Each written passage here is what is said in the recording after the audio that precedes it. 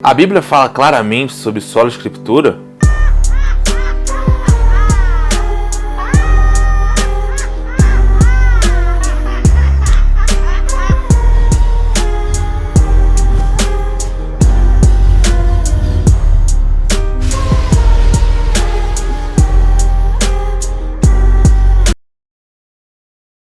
Saudações internet! Se você não me conhece, meu nome é Gabriel. Hoje nós vamos responder algumas perguntas. Deixa eu terminar de beber aqui. Chega! O pessoal mandou umas perguntas. Eu tô cuspindo muito, tô vendo esse negócio, deve estar dando um monte de cuspida assim. Fui editar o vídeo do Natal, tá rindo? Fui editar o vídeo do Natal e ficou com cuspidão meu assim no vídeo. É, velho. O pessoal mandou algumas perguntas lá no Instagram. Eu falei que talvez algumas delas, as boas, poderiam vir pro YouTube. Vou respondê-las aqui no canal, porque elas foram boas e... sei lá, é porque eu tô com vontade mesmo. Gabriel, eu acho que não deveria falar que eu tô com vontade, não. Eu acho que porque vai ser útil e as pessoas vão ter informações sobre esses assuntos. Vai ser interessante, as pessoas vão ter um novo conhecimento. E que pode ser, tipo, bem genérico, né? Pode um monte de gente ter a mesma dúvida que aquela pessoa perguntou no Instagram. Não é porque eu quero.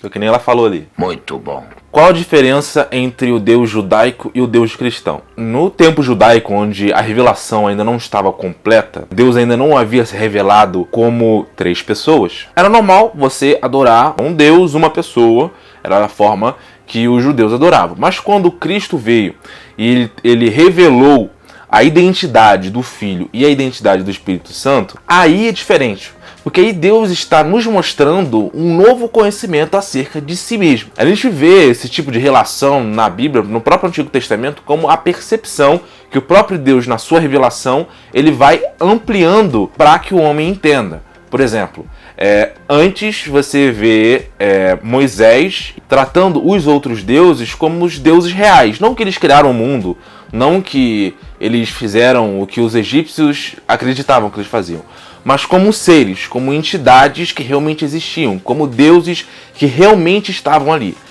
E depois, mais para perto de Isaías, depois do exílio, você já vai ver o profeta falando que não existe outro Deus além do Deus de Israel. Essa forma de se comunicar foi evoluindo ao passar do tempo. Antes você não tinha templo, Abraão adorava na tenda, não tinha Arca da Aliança, não tinha nada daquilo.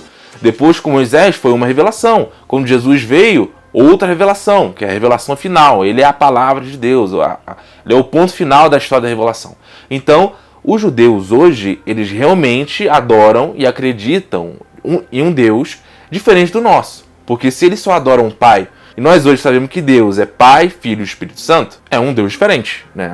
É ontologicamente diferente. Como Jesus vai falar que ele é o único caminho, então os judeus dependem de Jesus Cristo para alcançarem o céu, assim como nós também. Como saber se eu sou um eleito? Cara, a forma de você perceber que você tem Deus no seu coração é perceber se você gera os frutos do Espírito Santo. Se arrepende dos seus pecados constantemente, se você sente vontade de voltar para Deus sempre que você se afasta, se quando você faz uma coisa errada você sente aquele incômodo insuportável no coração, se você não consegue ficar longe de Deus muito tempo, se você se afasta dele e você volta. Essa ideia de você estar sempre se alimentando de Deus e às vezes se afastando de Deus pode mostrar que talvez a sua fé, a minha fé, a fé de qualquer outra pessoa, pode ser uma fé mais frágil, mais fraca, como tem gente que tem um número de pecados, acredito, muito inferior aos que eu tenho no meu dia. E a fé dessa pessoa é muito maior que a minha. Só que Deus veio para salvar aqueles que têm a fé fraca e aqueles que têm a fé forte. Se isso te incomoda tanto para você vir aqui e me fazer essa pergunta, é porque provavelmente você tem a salvação no seu coração. O que você entende com Gênesis capítulo 1, versículo 3 e o capítulo 1, versículo 14? O capítulo 1, versículo 3 é quando Deus fala que haja luz, e o versículo 14 é quando Deus vai colocar os astros no céu. Né? E tem aquela questão de, mas tinha luz e aí tem o sol, e depois como é que teve planta antes do sol? Como eu acredito que o Gênesis não é para ser lido historicamente, no sentido de ser uma narrativa fidedignamente histórica, eu não tenho esse problema, né? Até porque eu sou evolucionista. Então eu acho que a evolução ela aconteceu mesmo, eu acho que ela é correta, claro, pela providência de Deus, porque eu acho que sem a providência de Deus ela é impossível, mas eu acho que você não deve olhar para o Gênesis como um texto que deve ser encarado literalmente. E o argumento mais forte que para mim me convenceu a não olhar para o Gênesis de forma literal foi que ninguém vê o Gênesis de forma literal. Até as pessoas que olham para o Gênesis de forma literal, elas vão fazer uma interpretação metafórica, figurativa, ou vão fazer uma interpretação do Gênesis capítulo 1, versículo 3, diferente do que o texto diz para poder funcionar com a teoria dela. O que acontece? Em Gênesis, Deus cria as plantas antes do sol. Nós sabemos que as plantas não podem ver seu sol. Então, a pessoa que lê o Gênesis literalmente, ela tende, nessa parte do Gênesis, fazer uma interpretação malabarística lá para poder explicar por que tinha planta antes do sol. Ou seja, nem a própria pessoa que usa a interpretação literal, ela usa literal de verdade. Então isso para mim já é o suficiente para entender que o Gênesis, ele não é para ser lido historicamente. Ah, mas é uma fábula, é mentira. Não. Eu acredito que o Gênesis é uma poesia. Ele conta fatos poeticamente. Deus pegou inspirou Moisés a escrever o capítulo Gênesis 1 de uma forma histórico-figurativa. Não que os fatos ocorreram exatamente como foi descrito, mas é para mostrar, o objetivo do Gênesis é para mostrar a soberania de Deus sobre a criação, para nós entendermos que Deus estava envolvido na criação. É por isso que quando você é cristão e você é evolucionista, você acredita que a evolução seria impossível sem Deus. Nós seguimos o Gênesis exatamente nesse sentido, porque o Gênesis quer ensinar para nós que Deus é o Senhor de todas as coisas que existem nesse lindo universo perfeitamente ajustado para a vida. O corpo de Jesus, após a ressurreição, já é o corpo glorificado? Bom, João, nas suas visões, ele vê a glória de Jesus Cristo. Paulo, quando ele estava na estrada de Damasco, ele tem uma visão gloriosa de Jesus Cristo. Então, provavelmente, o corpo de Cristo foi glorificado da mesma forma que quando nós formos para o céu, o nosso corpo também vai ser glorificado. Eu acredito sim que o corpo de Cristo, na eternidade, já é o corpo glorificado, assim como o nosso será no dia do arrebatamento, que também será um corpo glorificado. Quando acontece o batismo com o Espírito Santo? Eu não sou pentecostal, respeito quem é pentecostal, respeito quem é carismático, o batismo pelo Espírito Santo, como a conversão, a obra do Espírito Santo em nos converter, em transformar o velho homem no novo homem. Se você tem uma opinião diferente, coloca aí embaixo, a gente pode discutir isso sem problema. A Bíblia fala claramente sobre o Sola Escritura. É um pouco difícil falar de Sola Escritura antes do século XVI, porque, principalmente nos pais apologistas, não existia uma disputa, uma briga entre a tradição e a escritura, o que os antigos vão chamar de traditore e paradidonai. Não existe uma distinção entre eles. Eles observam a tradição não como ensinos meramente orais, mas como o ensino apostólico, ou seja, a escritura fazia parte dessa tradição. Quando eles falavam, nós seguimos a tradição dos apóstolos, eles estavam tanto falando daquilo que eles aprenderam dos bispos, que ensinaram aquilo que os bispos também aprenderam, às vezes até pela boca dos próprios apóstolos, como também falavam da escritura. Essa ideia de fazer a distinção entre uma tradição e a escritura começou quando começaram a usar a tradição para passar por cima daquilo que o ensino apostólico tinha ensinado, tanto na tradição fidedigna como na tradição escrita, que é a Bíblia, que a gente conhece. Os gnósticos falavam que tinham recebido uma tradição secreta, uma informação direto de Jesus Cristo, e aí foi passado secretamente, ninguém viu, ninguém sabia o que os caras falavam, mas eles falavam que tinham recebido. Nesse momento, Irineu ele vai apelar para a escritura como a sua o golpe final. Então, ao invés de Irineu falar só da escritura, que naquele momento seria totalmente anacrônico, ele vai falar em grafos paradidonai. que é a tradição apostólica da qual a Bíblia faz parte. Tomás de Aquino, anos mais tarde, muitos séculos depois, no segundo milênio da Igreja, ele vai falar que a Escritura ela é o conhecimento teológico infalível da Igreja, enquanto os doutores, apesar de serem importantes, apesar de ampliarem, de aprofundarem o conhecimento que a Bíblia propõe, eles são passíveis de errar. Vou mostrar alguns textos aqui que trazem o conceito da Sagrada Escritura que foi desenvolvida depois, mas que ensinam coisas a respeito da diferença da Bíblia para os outros ensinamentos. Qual o alcance do segundo mandamento? O primeiro mandamento é não terás outros deuses além de mim.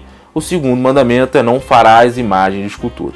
Ou seja, o contexto da imagem está ligado ao primeiro mandamento, que é o mandamento para não ter outro Deus além de Deus.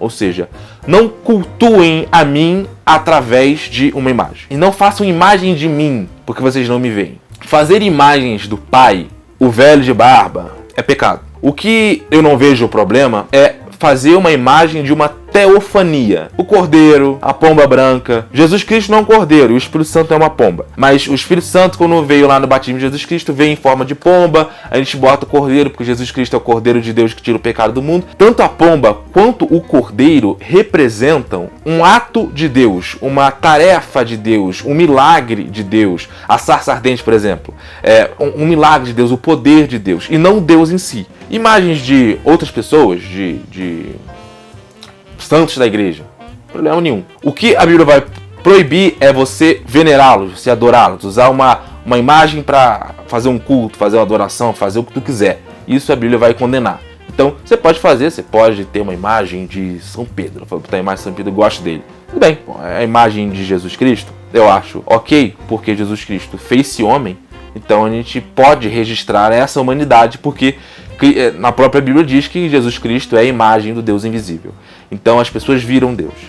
Algumas pessoas vão falar que não poderia fazer imagem de Jesus Cristo porque você estaria registrando apenas o aspecto humano de Jesus Cristo e não o aspecto divino. Aí você estaria caindo num nestorianismo. Acho que o seu argumento ruim. Por quê? Quando a pessoa batia o olho de Jesus Cristo, não tinha uma aurazinha, uma nuvem, não tinha agnóstico, não tinha nada disso. Era um cara, uma pessoa. Se você não soubesse da pregação dele e passasse na frente dele, é só mais um judeu que está passando aleatório na tua frente. Eu acho que esse argumento não é bom, porque senão as pessoas, quando estavam vendo Jesus Cristo, estavam separando a divindade de Jesus Cristo, porque eles não conseguiam ver a divindade. A gente via a divindade de Jesus Cristo quando ele abria a boca, quando ele pregava, quando ele fazia milagre. Isso era divindade. Mas a humanidade, Jesus foi comprar pão. Aí o padeiro foi lá e deu pão para Jesus. Olhou Jesus e falou: Jesus, beleza? Ele está sendo nestoriano por isso?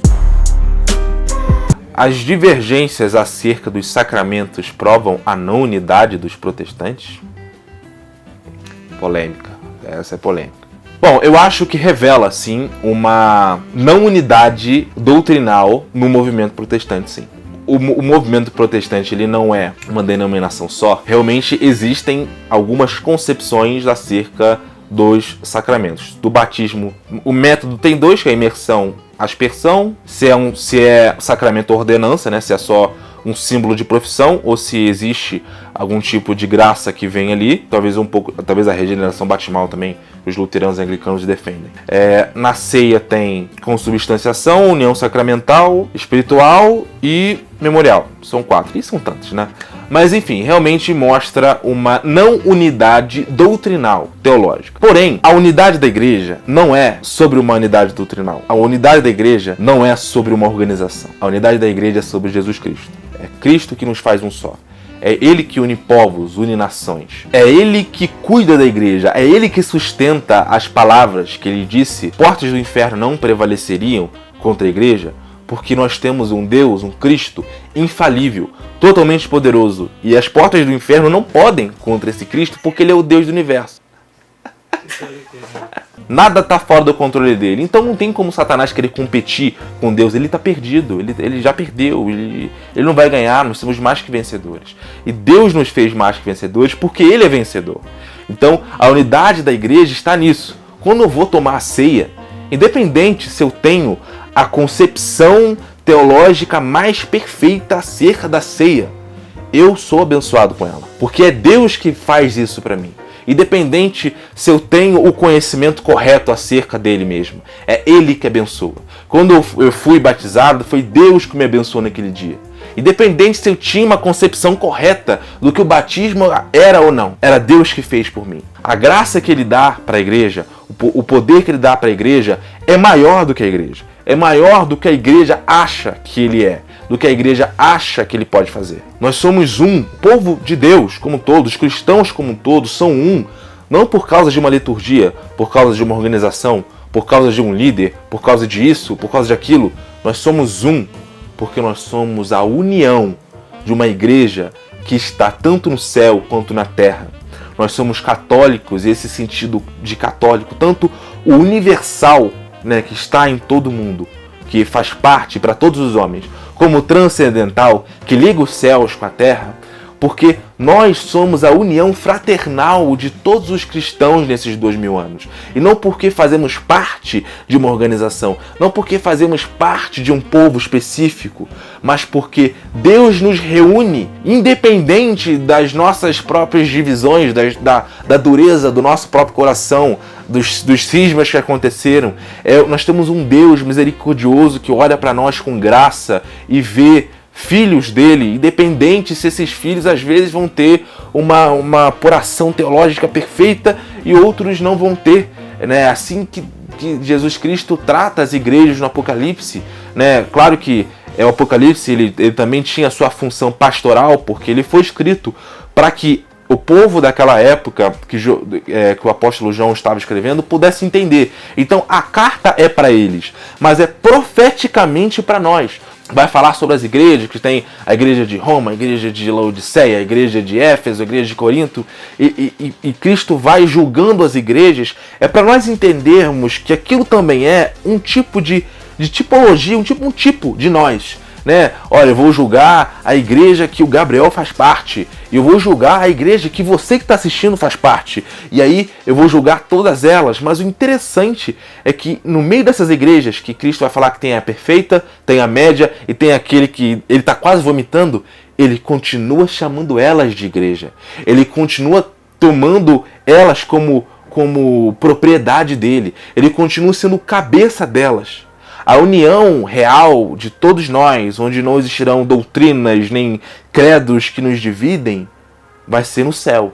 E lá todos nós vamos ser irmãos e não vamos ter mais nossas diferenças. Lá nós vamos descobrir o que a gente estava errado. Caramba, acreditei nisso a vida toda. Graças a Deus que Deus é bom, que Ele foi lá e me salvou a si mesmo. Que a salvação não depende do meu conhecimento, isso é gnosticismo.